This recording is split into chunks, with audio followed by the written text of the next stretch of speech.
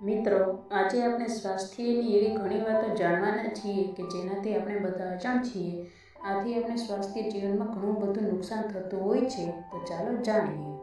એ પહેલાં આ વિડીયોમાં જે લોકો નવા હોય એ લોકો આ વિડીયોને લાઈક કરો અને ચેનલને સબસ્ક્રાઈબ કરો.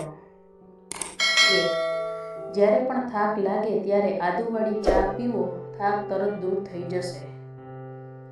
2. રાત્રે દૂધ પીવો. દૂધમાં કેલ્શિયમ ભરપૂર માત્રામાં હોય છે, તેનાથી હાડકાં મજબૂત થાય છે. 3. જમ્યા પછી થોડી વરિયાળી ખાવાથી આંખની રોશની વધે છે. 4.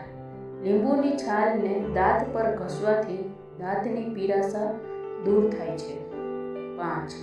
સ્નાન કર્યા પછી વાળમાં ટુવાલ વીંટવાથી વાળની ચમક આવી જાય છે. 6.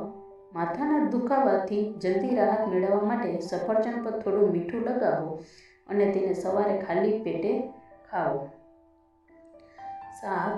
દાંતના દુખાવામાં કુદરતી રીતે રાહત મેળવવા માટે આદુનો ટુકડો ચાવો.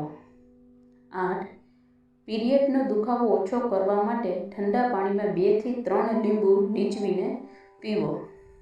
9.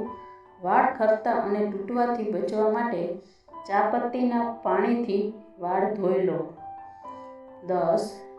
દાદ અને ખંજવાળની સારવાર માટે લીમડાના પાનને દહીંમાં પીસીને લગાવો. દાદ મટાડવા માટે આ રામબાણ ઉપાય છે. 11. જે ગર્ભવતી મહિલાને પ્રેગ્નન્સી દરમિયાન ઝાડા થાય છે તો સંતરાના રસમાં થોડું મધ મિક્સ કરીને દિવસમાં 2 થી 3 વખત 1 કપ પીવો. 12. ડેન્ગ્યુ માટે ઘરેલું ઉપાયમાં પપૈયાના પાનનો રસ, એલોવેરાનું સેવન કરો. 13.